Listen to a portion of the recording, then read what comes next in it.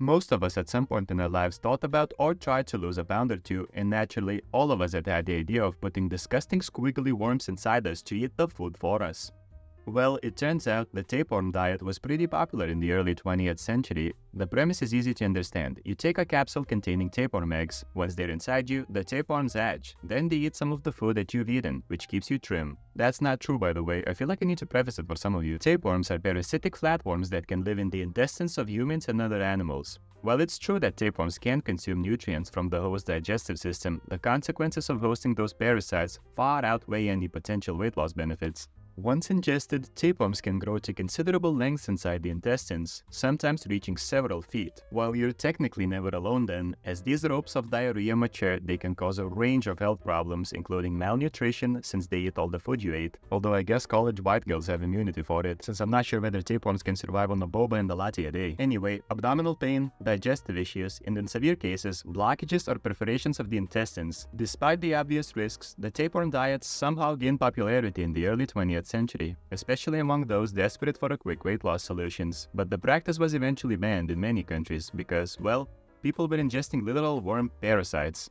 The Sleeping Beauty diet. The Sleeping Beauty diet is a peculiar thing that, along with asbestos in roofs, was popular in the 1960s.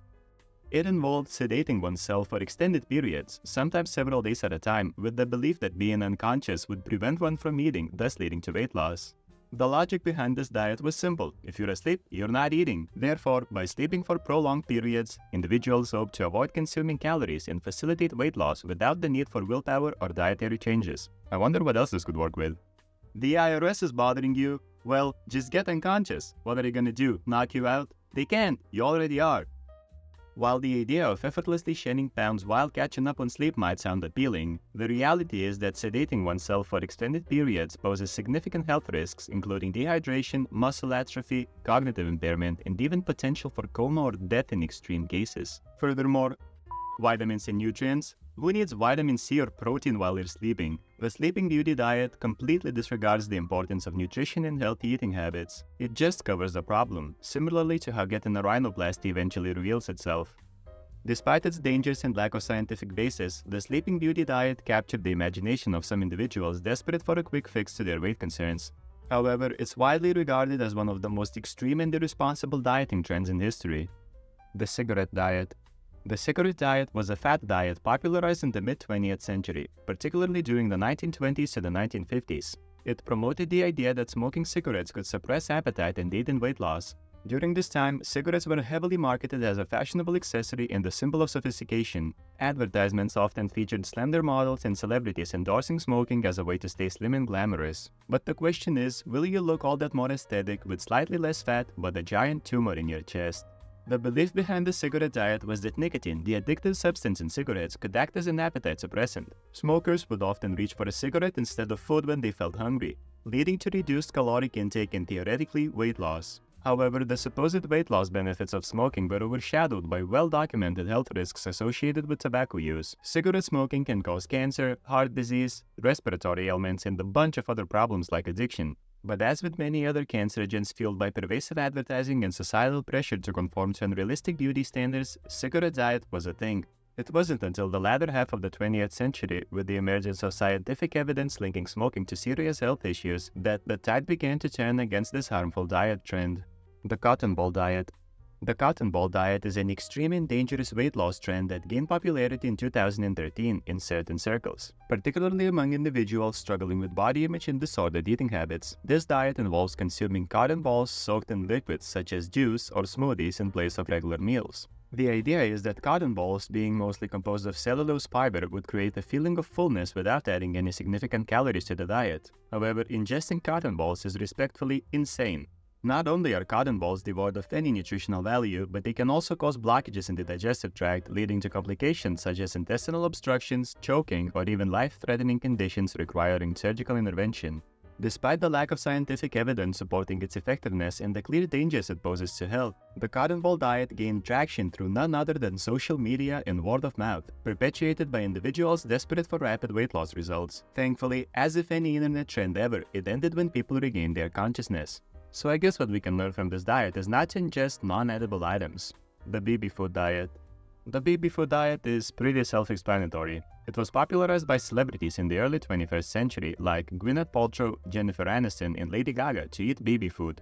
The idea behind it is that baby food is portion-controlled, low in calories, and often made from simple, pure ingredients, making it an easy and convenient option to shed the poundinos. Advocates of the baby food diet claim that it can help individuals control their portion sizes, reduce overall calorie intake, and potentially lose weight without feeling deprived.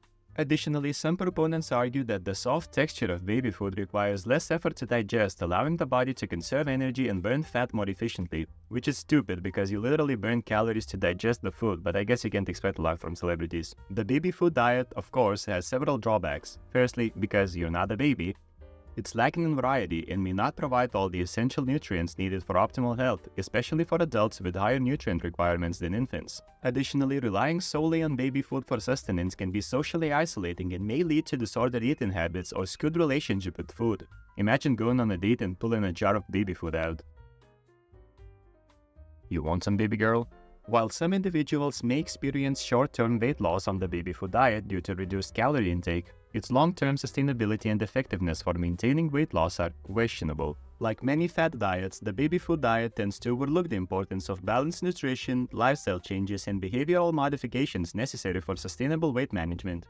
The lemon detox diet, also known as the Master Cleanse, it's a popular detoxification program that also gained prominence in the early 2000s. Developed by Stanley Burroughs in the 1940s, it involves consuming a beverage made from lemon juice, maple syrup, cayenne pepper, and water for a period of several days to several weeks. The premise behind the lemon detox diet is to cleanse the body of toxins, promote weight loss, and improve overall health, even though the liver is already doing it for free. During the cleanse, participants are instructed to abstain from solid foods and consume only the lemonade concoction supplemented with water. The duration of the cleanse can vary, with some adherents following it for as little as 3 days and others extending it to several weeks.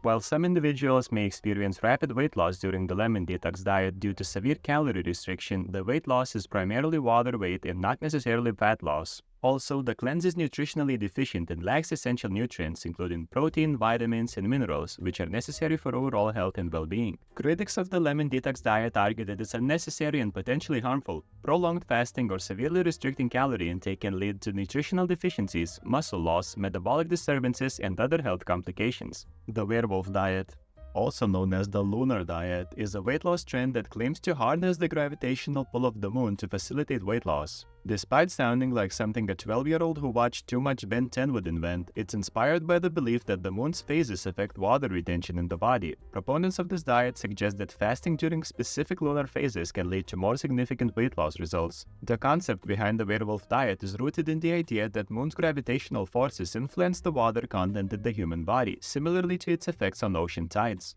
According to this theory, fasting during the full moon and restricting calorie intake during other lunar phases can somehow enhance the body's ability to shed excess water weight and toxins. The diet typically involves following a fasting regimen based on the lunar calendar, with variations ranging from complete fasting during specific lunar phases to consuming only liquids or raw foods.